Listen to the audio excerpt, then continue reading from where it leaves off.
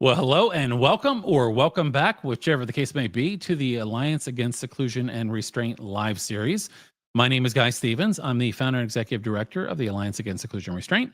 I am also the host for the podcast, so wearing multiple hats here.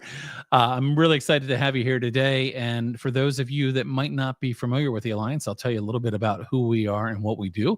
The Alliance was formed just about 6 years ago. In fact, we just recently had an anniversary.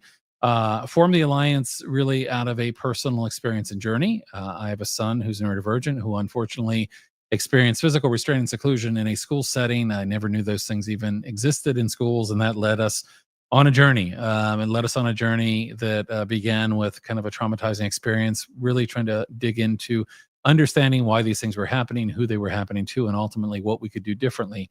Formed the Alliance really with the intent of helping to advocate for change. Change in policy and practice, change in kind of hearts, minds, and approaches. And we've been on a journey ever since.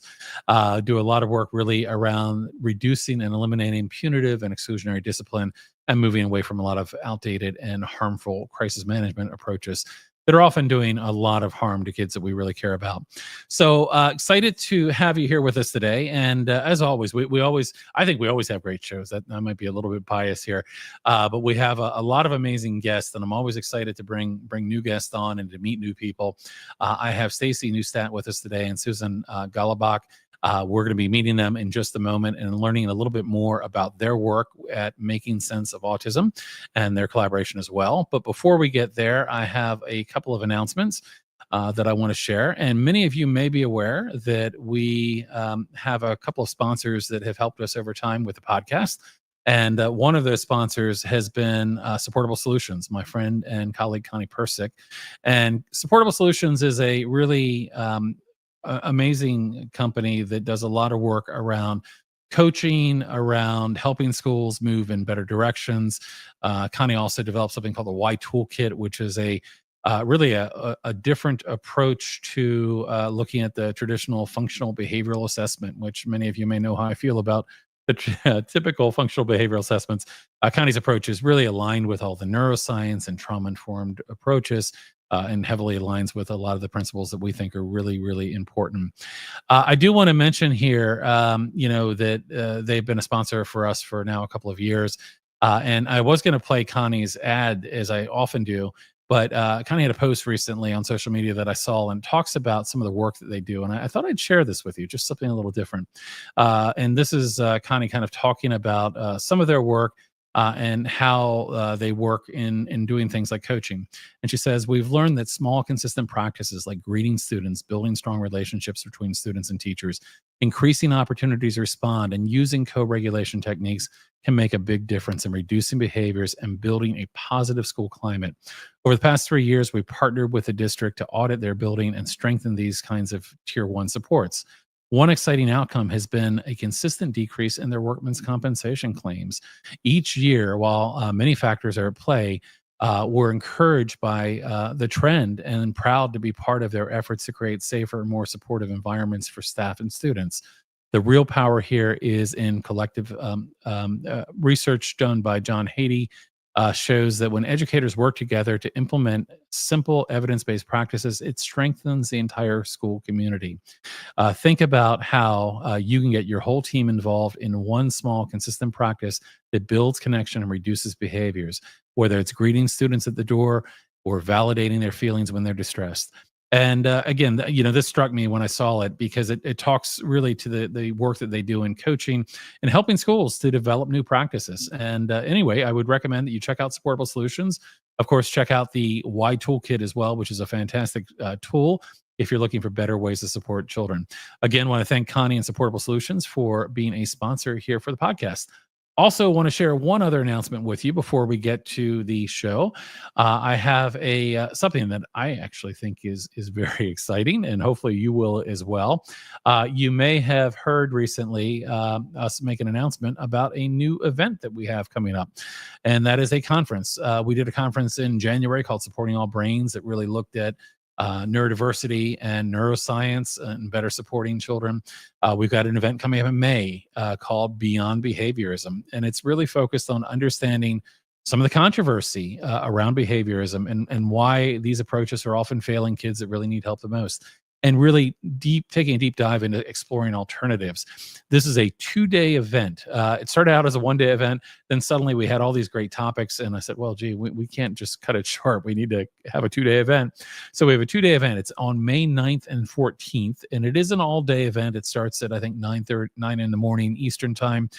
It is, of course, being recorded. So if you're in New Zealand or Australia or somewhere else in a different time zone, you'll have full access to the recordings. Takes me a couple days to get all of that up and ready for you, but you'll have access for 6 months to all of that, as well as some additional content as well. We have some bonus presentations. So the live event includes 13 presentations. We also have two special guests who are people whose work I find really meaningful and deeply influential. Mona Della Hook and Alfie Cohen, and I'm very excited about the event.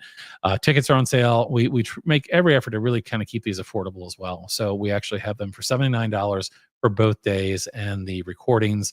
So I would encourage you to check that out.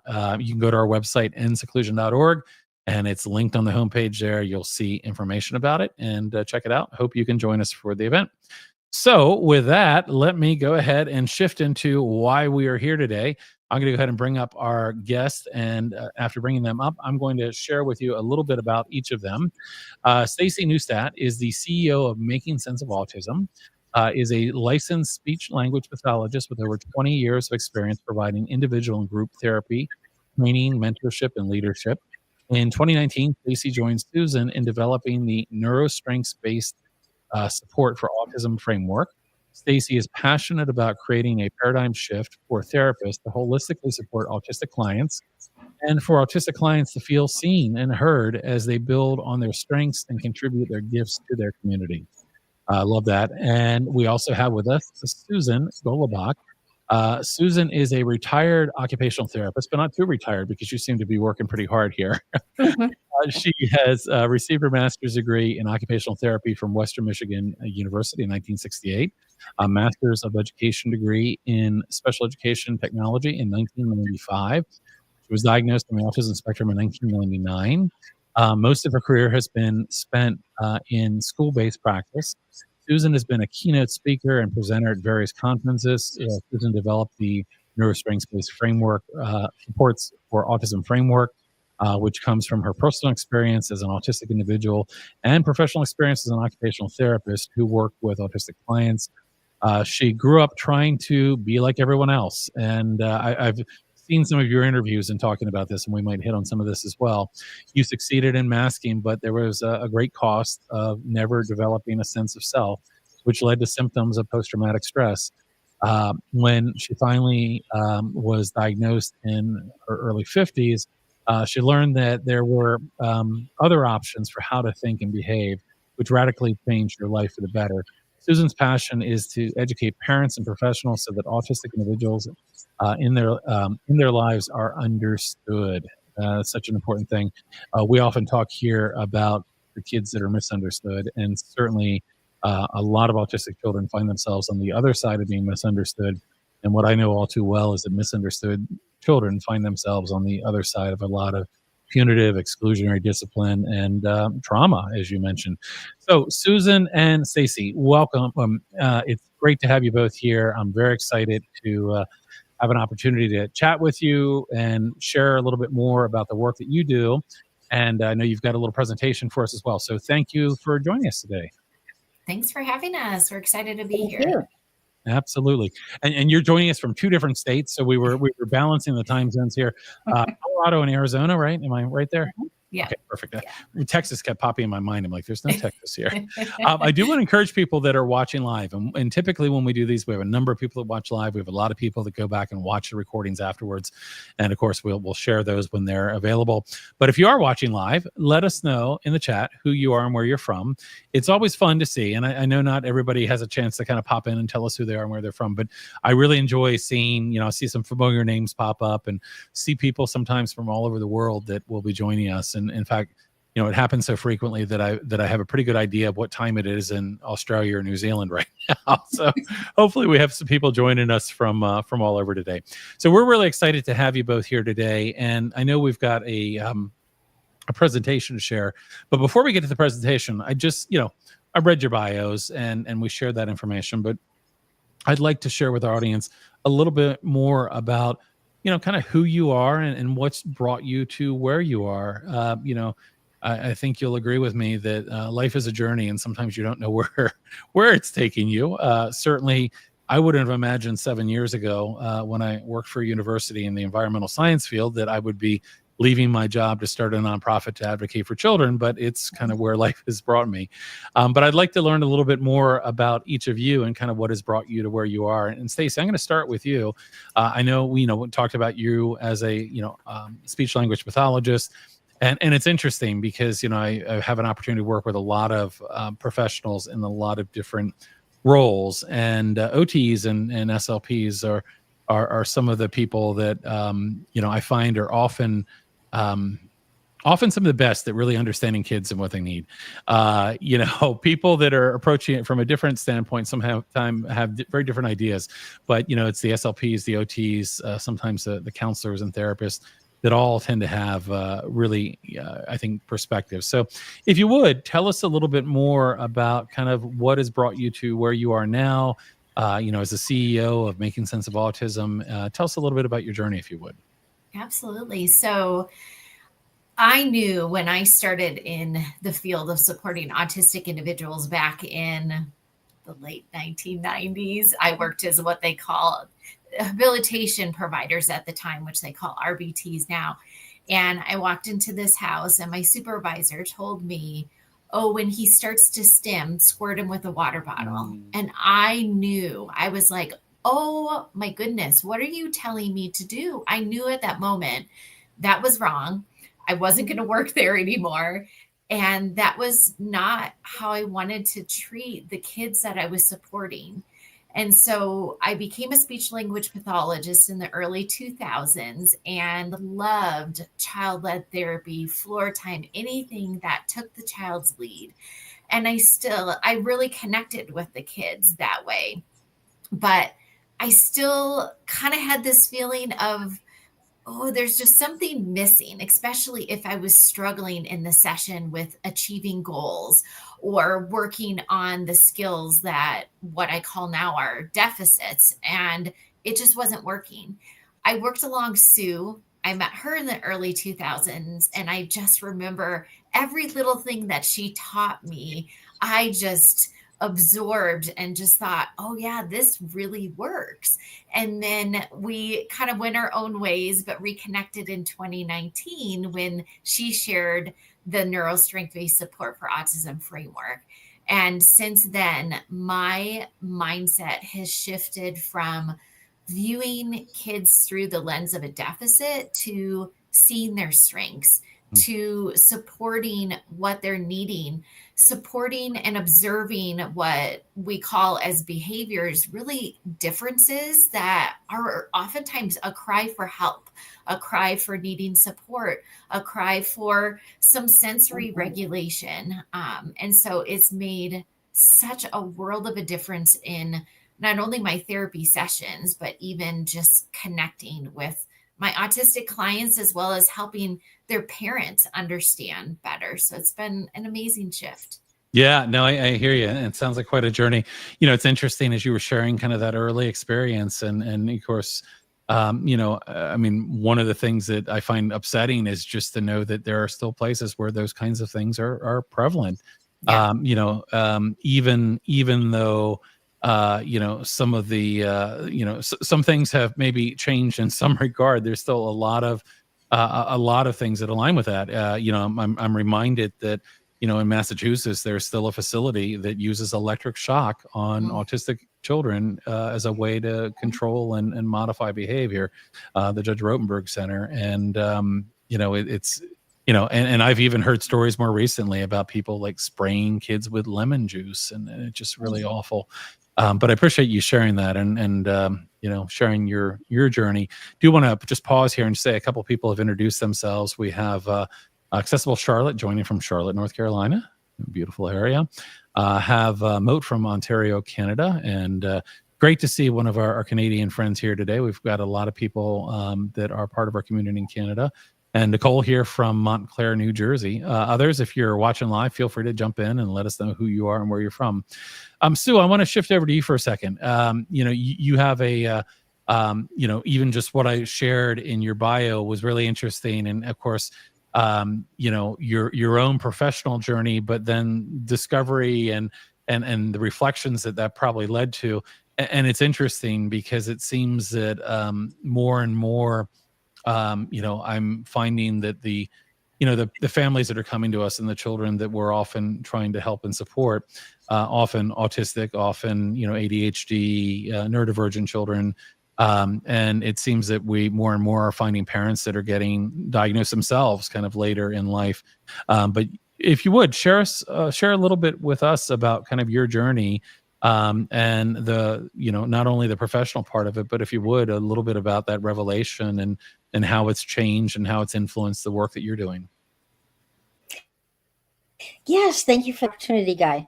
I knew I was different growing up. I mean, it was clear. People knew things that I was clueless about. But as was typical of the time, I guess my parents didn't want me to feel different. So they tried to treat me like I was like everyone else, which only frustrated me because when I would ask questions, my siblings would look at me and laugh like, well, everybody knows that. What planet did you come from? Of course, they would never answer me, but they would just, so it was so very frustrating. Since I didn't know anyone that was different like me, I thought I had no choice but to try to be like everyone else, even if I didn't understand them. I grew up basically having learned how to mask. And since I became so other focused on doing what other people told me to do, and I had quickly discovered that if I did the compliance bit and did what they said, they would leave me alone. And I could go back into my world and do the things that I enjoyed doing, the person I liked being. So basically, if I didn't comply, then they kept in my face. And that was annoying. So really, how much did I learn? No, I learned mimic. I would spend hours in front of a mirror learning facial expressions so that when they said smile for the camera, I knew how to do that. All of those experiences led up to when it was time to go to college. I knew from my own sensory experiences that I could not be a teacher. I can't handle that much going on all at one time. I couldn't be a nurse because I didn't like the tactile sensation of being in physical contact with someone. My mother wanted me to be a physical therapist, and I thought, no, that's too much touching. But an occupational therapist got me into the medical field, where because I was fascinated with the brain once I learned about how the brain worked, and I was fascinated by the psychology, the neurology, the biology, anything that it would explain why people did and said the things that they did, and how my brain seemed to work differently. So I became an occupational therapist, and I quickly gravitated into the school setting because it also helped me then understand what I missed developmentally growing up. By the time science finally acknowledged that you could be on the autism spectrum and still highly verbal and highly intelligent, I was in close to my 50s.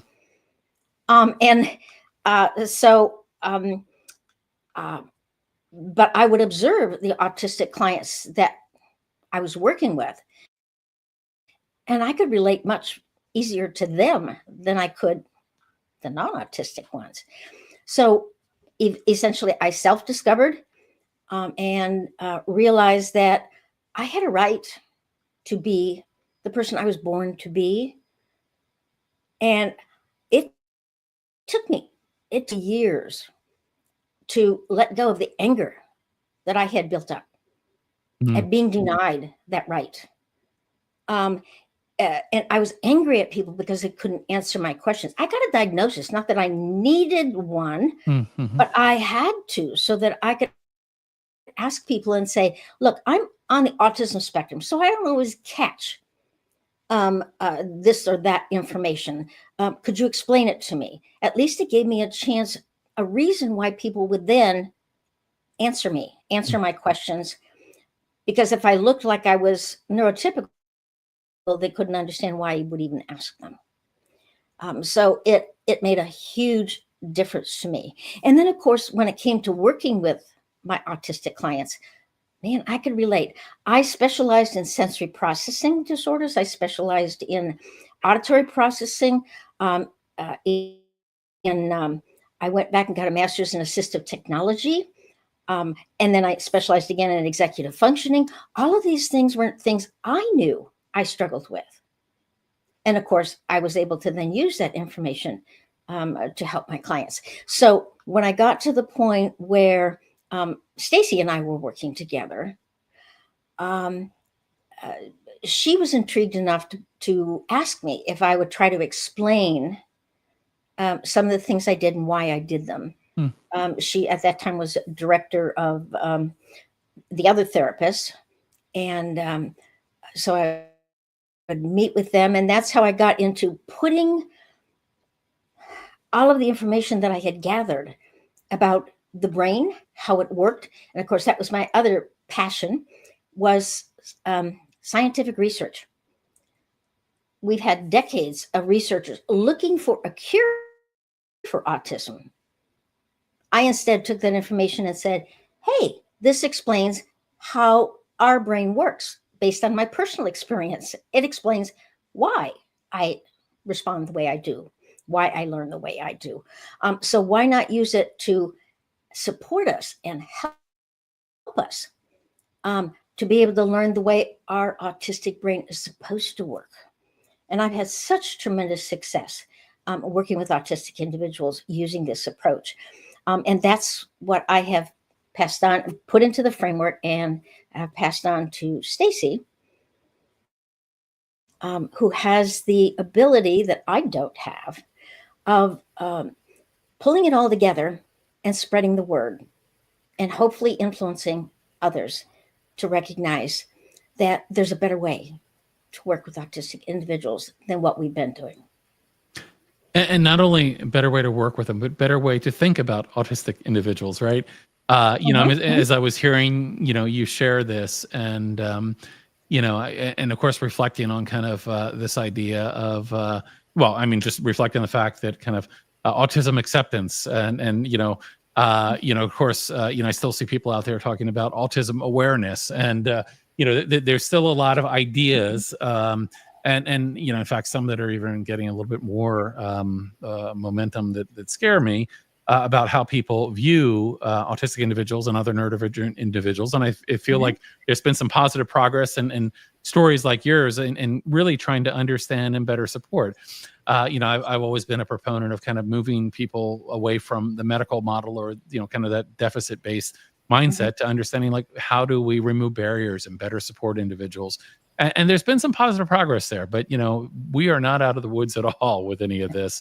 And there's always that potential for setbacks. But I appreciate that. And I think what's really interesting is the intersection and your own lived experience. And I think that there are probably people today that are in a similar place that you were growing up, not being recognized, perhaps as autistic, and masking and going through all of that, difficulty. I mean, even though we've made some progress there, there's still such a long way to go. And I love the intersection of this idea, and this has been something that I think we've talked about a lot, but you really want to talk to an expert in autism. It's actually autistic individuals, and hearing that voice, hearing that lived experience, and your intersection of kind of that professional path that you took.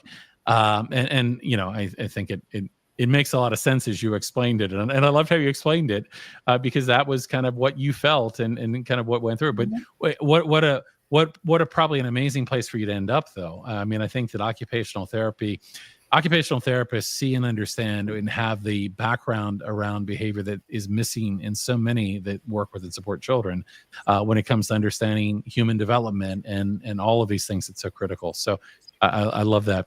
I know that you have a presentation that you're going to share, and what I was going to do is go ahead and bring up your presentation.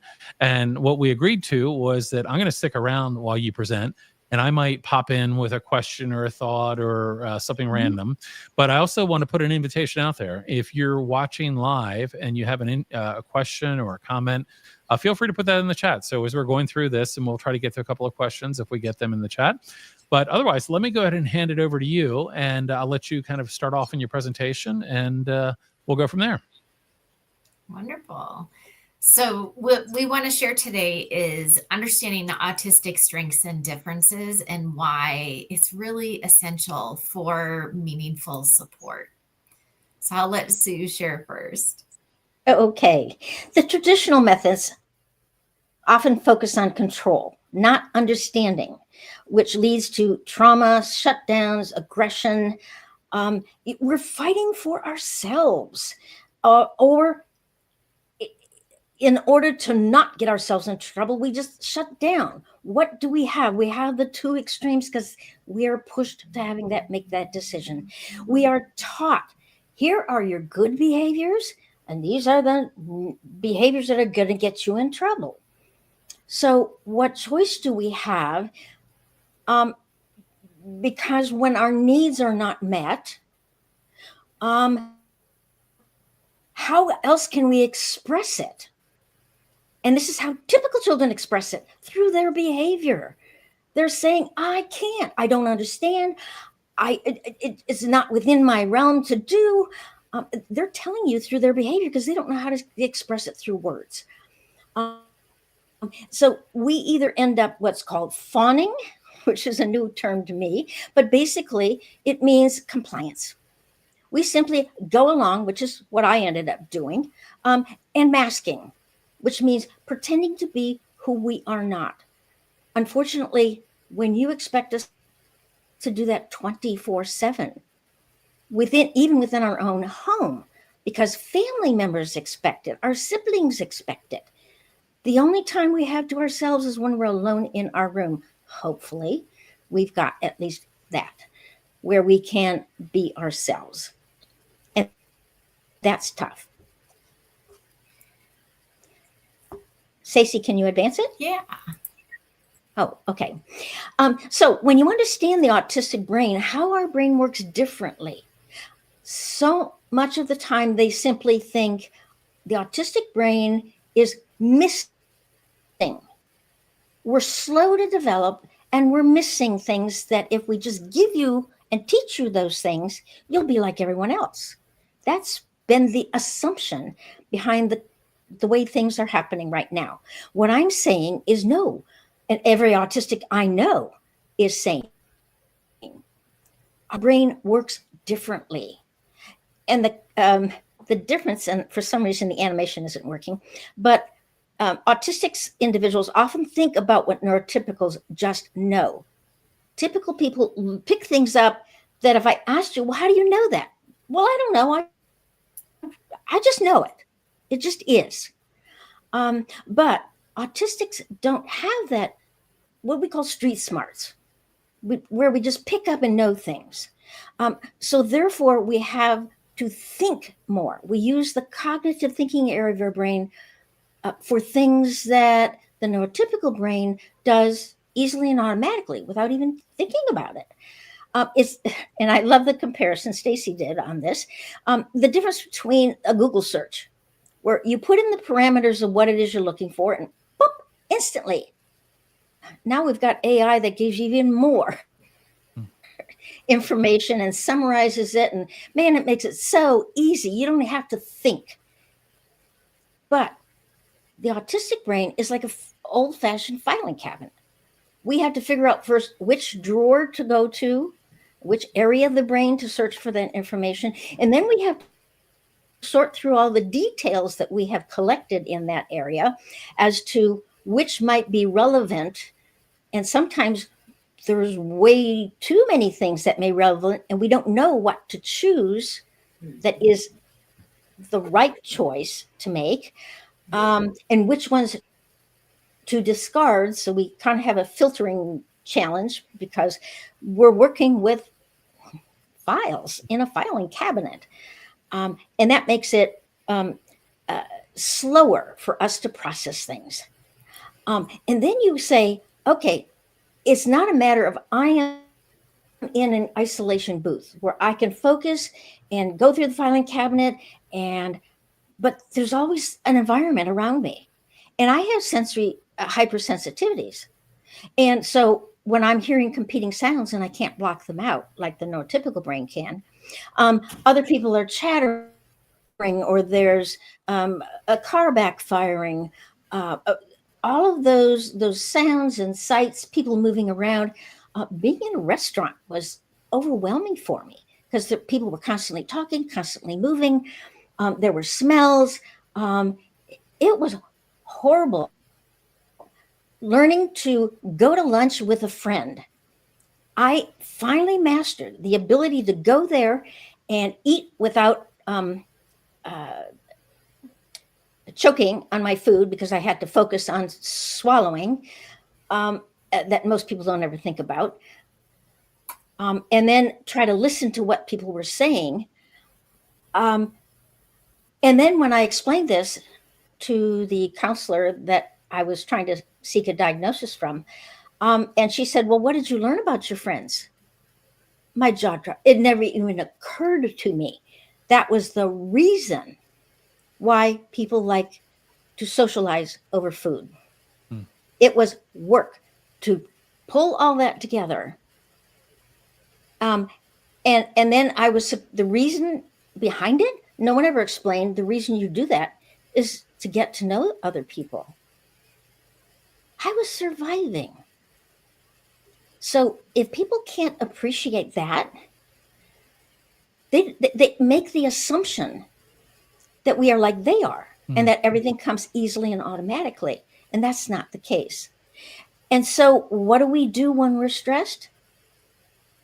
We do things to self-regulate, like spinning things or stimming, or mostly sensory things, because that helps us calm down when you're in stress, just like typical would do when you're stressed. You go take a walk, you relax in front of the TV, you do things sensory that makes you feel back in balance again. But we need it so much more often. But then those very behaviors get us in trouble because, well, they're not appropriate for this time. You're supposed to be doing this.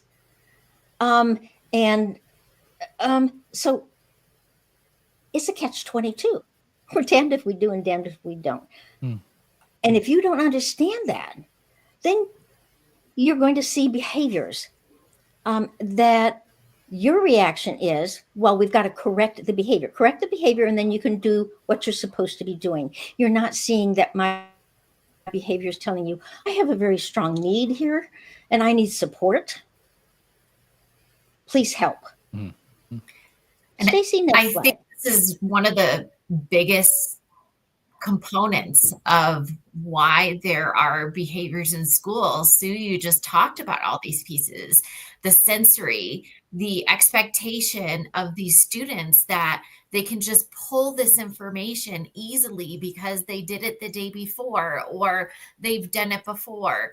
And so all of that creates so much frustration that is not observed or not observed correctly. And so I feel like this information alone is really powerful when it comes to the school environment. Yeah, and even just recognizing the importance of a behavior for what it is. So a stimming behavior as a way to self-regulate. And, imagine then, well, what's the response? Well, we don't want that behavior right now, or that's not appropriate, or that's not, and what does that do? Of course, without that self-regulating behavior, then the individual goes further down that, ramp of de-escalation, becoming dysregulated. And that's, so often where we see that intersection of behavior and kids that are not So you've said something a couple of times that always really hits me hard. When we find kids through the work that we do here at the Alliance, of course, a lot of it, it started around restraint and seclusion, but it's a broader set of things. It's restraint, seclusion, suspension, expulsion, corporal punishment. It's all the things that are often done to kids in the name of behavior. But even more broadly, it really is about kind of, at that higher level, things done to kids in the name of behavior, right? So, and when you looked at that, the one thing that you see is that, when we find a kid that's, been restrained or been secluded or had one of these other things done to them, at the heart of it is really a child who's not have their needs appropriately met. I can't think of an exception to this. Anytime we find a child that these things are being done to, underneath that is a need. Underneath that is a need that was not met. Underneath that is a child whose nervous system became dysregulated. And rather than, co-regulating or helping the child, the things that were done push them in the other direction. So that resonates with me so strongly. I didn't mean to interrupt, but I love the way you're talking this through. Oh, no problem. Interrupt anytime, because I love the validation. But I don't think people realize that sometimes you are putting up barriers that actually lead to those behaviors. So let's look at how autistics struggle to learn. Number one, auditory processing is slow. Remember, we have to go from the auditory processing to the memory, and all of that takes time. And if you don't give us time, you expect an immediate response. I've had clients that it takes 19 seconds. If I don't wait those 19 seconds after I've asked a question for them to initiate a response, then they can't respond. And then you assume they're being uncooperative, they don't know, you make all kinds of assumptions. We do much better with memorizing facts and details, but our memory for events is very difficult because a lot of times I survive events in my life. Like I mentioned about going to lunch with friends. I survive it. You don't remember things that you survive. You remember things that give you pleasurable memories, things worth remembering. So if we're to learn from experience, you better make sure that experience is actually meaningful to us, because we're not going to learn from experience if we're merely surviving it. But we do very well with learning facts. Our brain works that way. We've got that filing cabinet. Once we've got it, all those facts are in that file. We just don't know how to choose which fact is relevant. Our language has to be concrete and literal, the way that we actually learned it. And typical people just love to be creative in the words that they use and slang that they invent, that we can learn to read those words. We could even give you a dictionary definition, but that doesn't mean that we understand it in the context in which it's being used. I had a speech language pathologist tell me once how articulate I was. It took me 2 months of obsessing over, why did she say I was articulate? I thought of it in terms of I articulated the words so well that instead of understanding that articulation can also mean I simply say things very well, as opposed to that I articulate them well. I don't mean to interrupt, but what you were sharing there reminded me of a really simple story, but it's around like sarcasm, right? Sarcasm often does not translate well. My son at one point was in school, and part of his school, they would sometimes end up at a beach, and he liked to collect things, and sometimes he'd find buoys and they had ropes on them. And one day he asked if he could bring a knife to school, and of course he was told no. And then he said, well, how about a saw? And the teacher looked at him and said, of course you can bring a saw to school, being sarcastic. You know what he brought with him the next day? A saw. A saw. Right. Yeah. It just, those individual differences. And I mean, it just, that just was ringing in my head from what you were sharing there. Yeah. And if you don't understand that, then you're going to get behavior that you didn't expect. And sometimes what you don't want, because if you don't understand that about the autistic brain. Filtering and prioritizing input.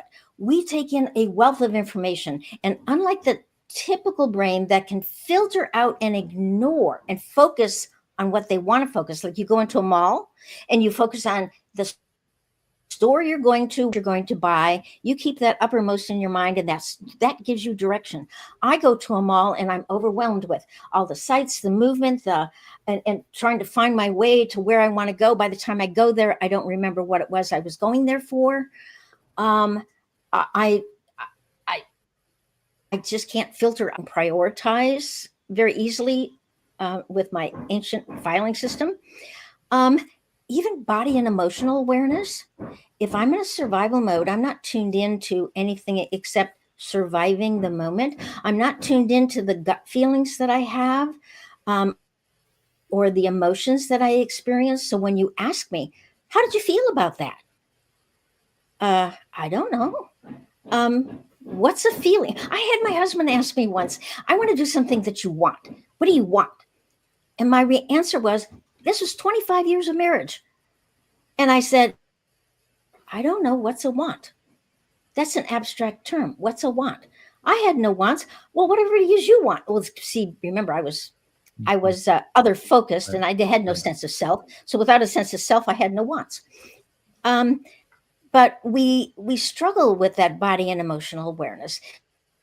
So we can't always answer your questions when you ask, or we're unaware that our body is saying, I'm really hungry, or I am thirsty, or I need to go to the bathroom until it's too late. And then we bolt out of the classroom trying to meet that need because we weren't tuned into our bodies. Mm-hmm. Anything to do with executive functioning is a challenge for us. Making a plan, much less than initiating it. Or once we get started, stopping it to check. Are we getting there? Getting and keeping ourselves organized is a real challenge. And there are neurological reasons. I could go into all of the neurology, which is my passion, of why we struggle with executive functioning. But trust me, we do. And if you're expecting us to be able to do all these things without giving us the support we need, it's not going to happen. And then you judge our not happening with an inability to do it, rather than with the right supports, we could do it just fine. Or refusal. Sometimes that inability is perceived as refusal. And you've got a situation where somebody can't do something at the moment, and they're viewed as they won't do something at the moment, and that framing of it then affects how the individual might respond to them, right? When they look at them as being defiant, and then suddenly it's something bad. I totally agree. This is why we are so easily misunderstood, because they're doing it from their perspective of what comes easily, naturally, and they can't even imagine that it would be hard for someone when it's so easy and automatic for them to do these things. So it's a matter of shifting perspective. Now, I had done a presentation to other autistic adults, and that showed it from the autistic perspective. And so that autistic said, I want to show this to my professor. I said, sure, please. She came back to me and said, my professor's response was, I didn't think autistics had a perspective. So let's talk about how autistics learn best. Now, every autistic's an individual, but the majority of us prefer visual input. Why? Because it's literal and concrete. So what we see means a whole lot more than the words. And what is the main way of teaching anybody? Words. You tell us what to do. Whereas if you would show us, images and modeling are far more potent. You're putting up barriers if you try to teach us the way that you had learned from your perspective. You're putting up barriers, and then you're punishing us for not being able to get over those hurdles. So to get over them, you want visual input. You want to have us focus on one thing at a time. Let us stay in that one area of the brain and focus on it. Don't keep interrupting and making us shift in other directions, because then we get lost. Consistency and predictability. That is comforting to all of us. We all need routines. Otherwise, we're constantly having to adapt, and that's a challenge for everyone. But we especially need it because otherwise everything seems rather chaotic to us. We're really good at attending to details. It's just that we can't always organize them. But one of the ways we do it is we see patterns.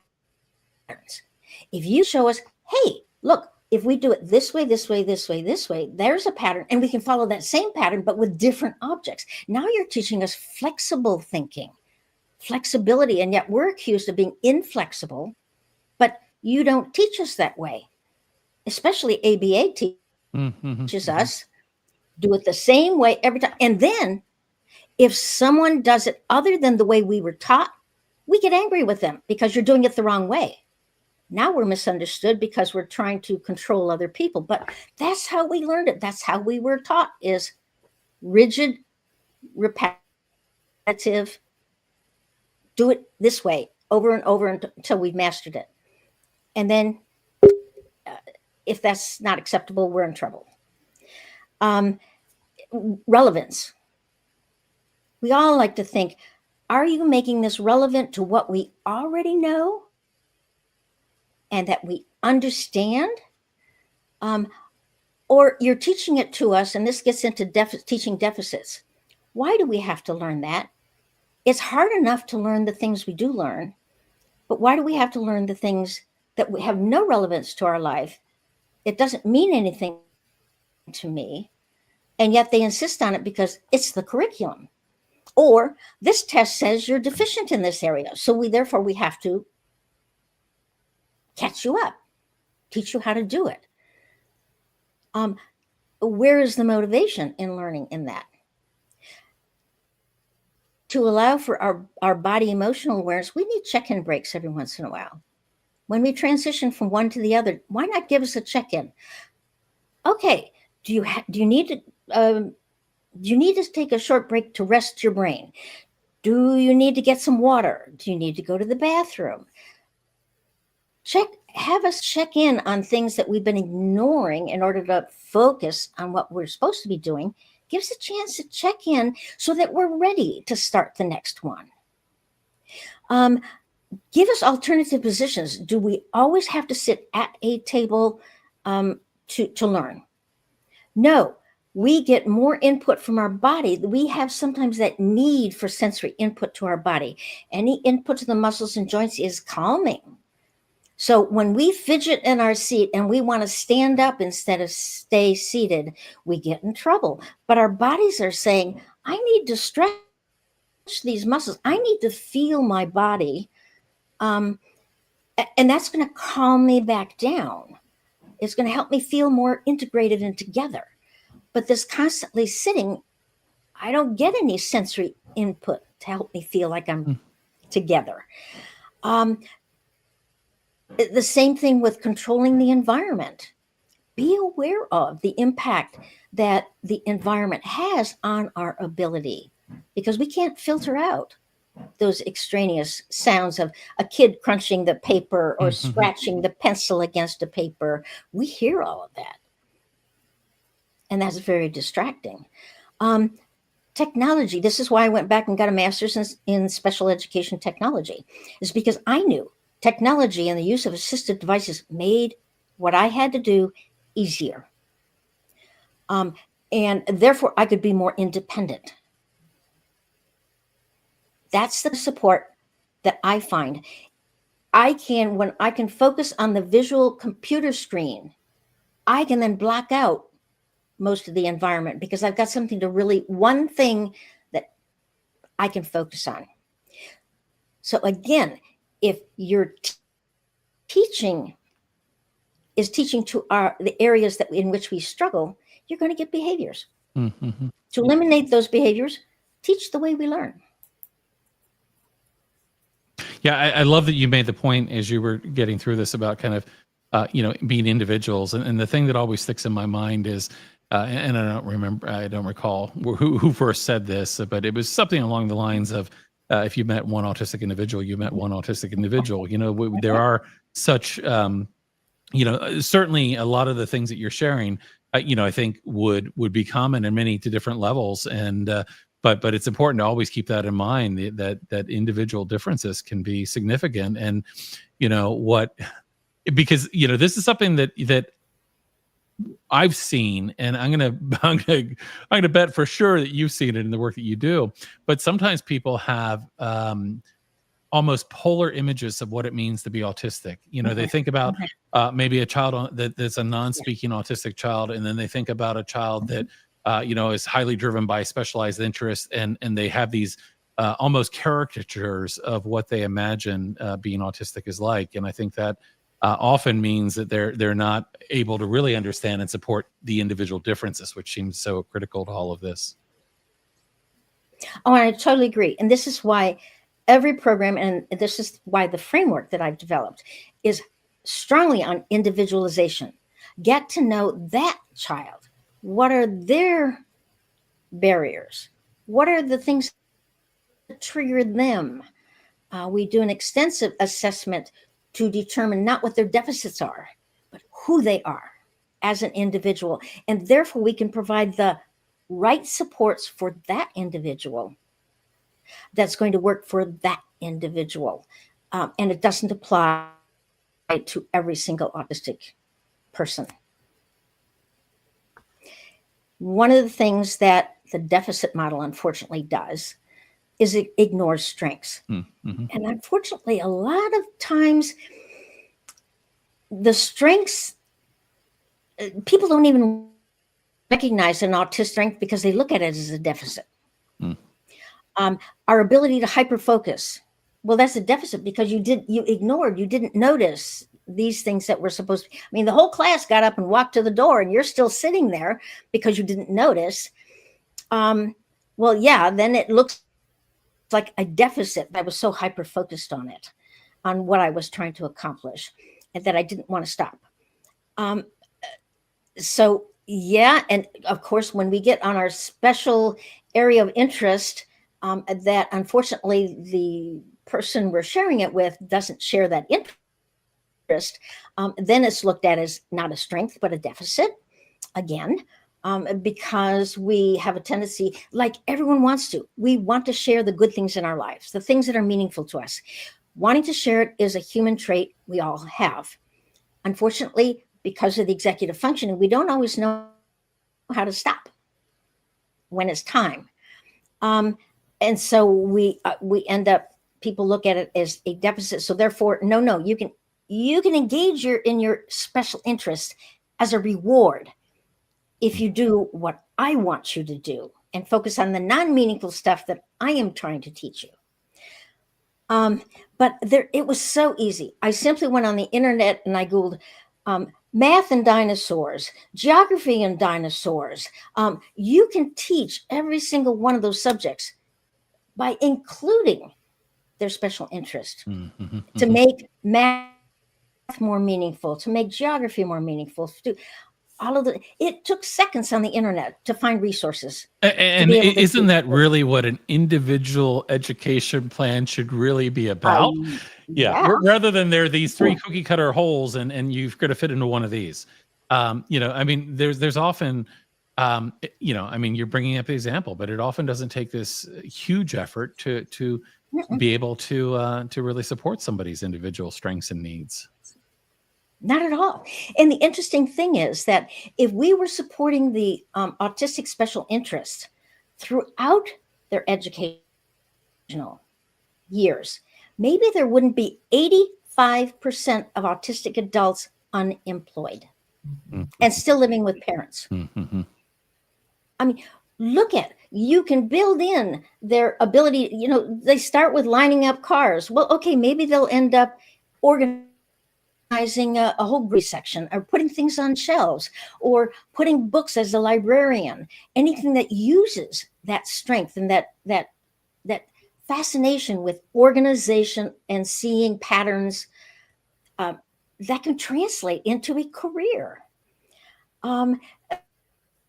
so many of us with the creative outlets we have of using various tools and bringing them all together to create something new and novel.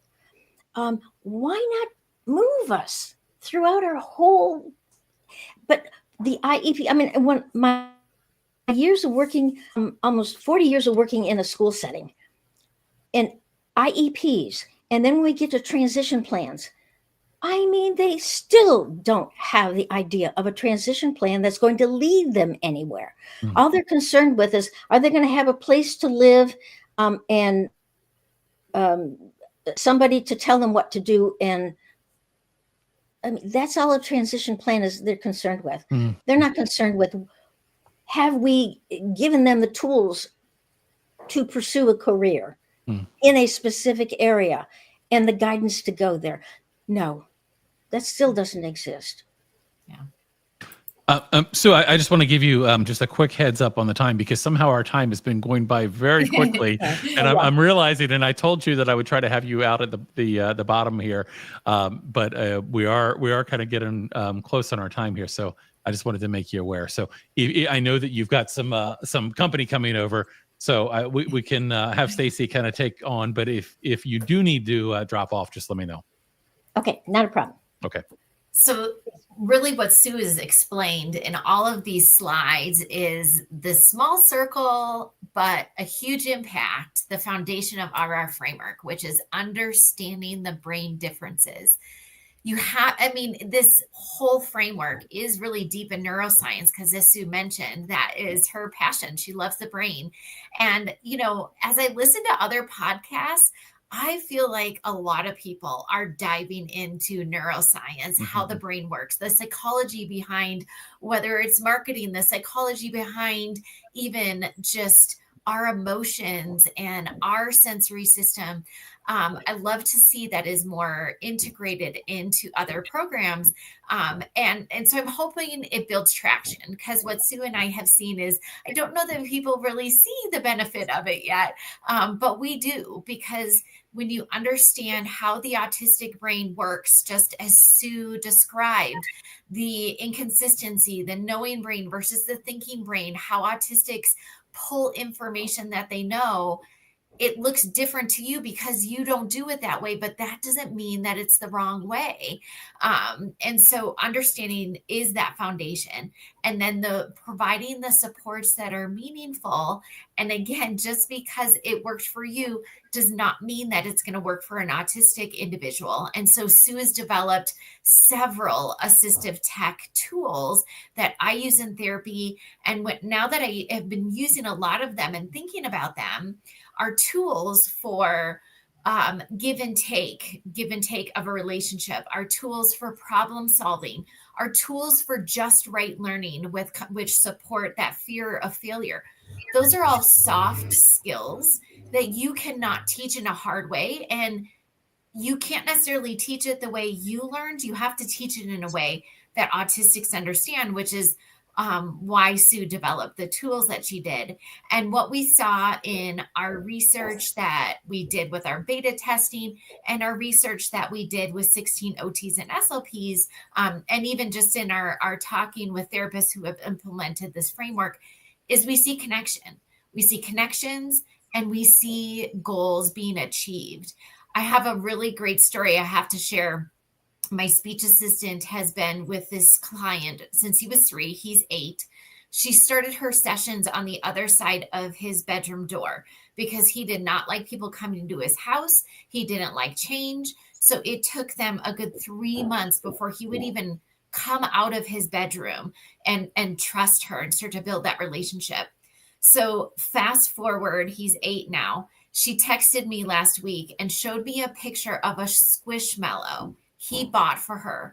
Now, mind you, this is a child that, if I used a deficit lens, I would say that he's inflexible. His behaviors are very significant with curse words, aggression. He would be a child that, when you see, would unfortunately probably get restrained or secluded. He does mask at school, so I think that's the only reason it hasn't happened. But he gets very escalated. he has built so much safety and trust with my speech assistant because she just talks with him. She teaches him so he understands social relationships. And they had previously had a conversation about squishmallows, and she's like, I don't have any. And sure enough, the next time she came, he remembered that and gave it to her. So it just shows when you implement the understanding and those supports, you do get that connection. So this is our last slide right now. Starting on Monday, we have a 5-day email challenge. We know everyone is pressed for time. And so we put this into email where basically every day we're going to send you a little email with a video clip of a tip and kind of just some new knowledge or a refresher information if you already know it, on how to just start to kind of shift your lens, change your view. So we kind of provide you with something you might observe and a new way to kind of view it. So we'll do that for 5 days. And then also what we are opening next week is our course, Understanding Autistic Strengths and Differences. Is 4.5 hours. It's for parents and professionals. And if you're a professional, you do get a certificate of completion at the end.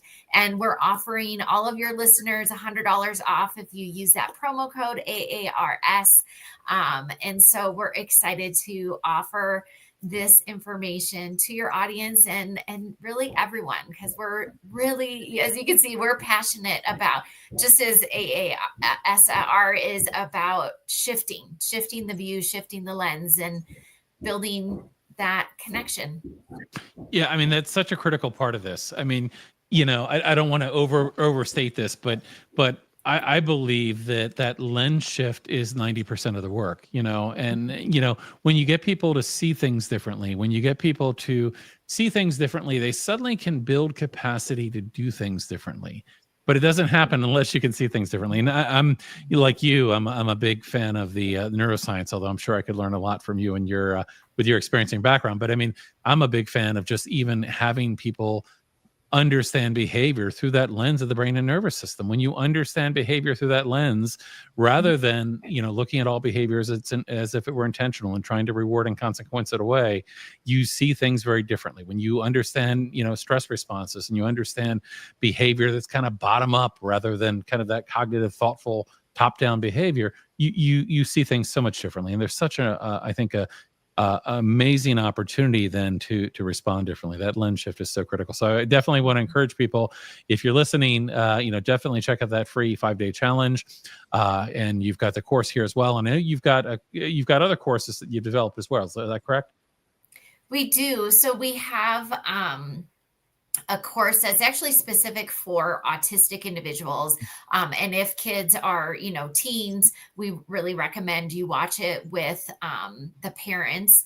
That one is available. We have one on play. And then we do have a free 1-hour course that is just about that lens shift, changing to a Neuro-Strengths support for Autism Framework, and just kind of giving you a taste of what this shift is like. And we've had parents and professionals just really embrace that idea of viewing autism through a different lens. Yeah, so powerful. Well, Sue, I had promised you that I would try to get you out of here just about at the bottom of the hour here, and I know we went a little bit over, but I do want to give you an opportunity for any final thoughts or final words you want to leave us with. I know as we were talking before we got started, I don't know how the time went by so quickly. There are times where I'm like, oh yeah, we still got plenty of time, and then suddenly I'm like, oh gosh, we've really covered a lot of ground here. But any final thoughts you want to share? I know when we were talking earlier, we were talking about like scenarios and how to help people see things differently, but I just want to give you an opportunity if there's anything you want to share as we wrap up here, any word of advice for an educator, for a parent, or anyone that might be out there listening. I would really like to say, I know parents are trying hard. I know educators are trying hard. I know there is frustration, and it's probably a lot like my frustration when other people didn't understand me. The frustration that you probably have in not being able to understand what the autistic is trying to tell you. That has become my passion. And so I don't care if we go beyond the time. Other people will have to wait. This is my passion. It really is my passion. It's just getting the word out there. We are understandable. You can see things. My passion has been to try to explain to you how we function, that I wished people would have explained to me when I was a kid how your brain functions, so that we could bridge that gap of communication and have a better working relationship. Yeah, I love that, and I love your passion, and it very much aligns with the work that we do, because as I mentioned to you earlier, what we see is kids who are misunderstood. Kids who are misunderstood because we don't understand the autistic brain, or kids who are misunderstood because we're looking at the behaviors and only thinking about the behaviors. Kids that are misunderstood are far more likely to find themselves on the other end of a lot of punitive exclusionary discipline. Kids that are misunderstood are more likely to have outcomes as adults that are not the outcomes that they're capable of. They're more likely to end up moving down the school to prison pipeline. We have, if you look at our prisons around the nation, 60% of prisoners and inmates identify with having some sort of disability. Many are autistic, ADHD, a whole host of other disabilities. But this is a failure. This is a failure upstream. And I think for you and sharing your own experience, I'm sure that you probably appreciate some of the progress that's been made, but you're probably also pretty frustrated that, like, why aren't we further along here? These things that happen to me, they shouldn't still be happening to kids, right? But this change is not easy. But I appreciate that you're out here doing what you're doing. Staci, I want to shift to you. Any final thoughts or any final words you want to leave us with as we wrap up today? Just kind of what you had mentioned about that shifting your lens, and it doesn't happen in one conversation. It doesn't happen in one training. Sue and I have been doing this since 2019, and I still send her emails. Hey, I have this client where they're doing this.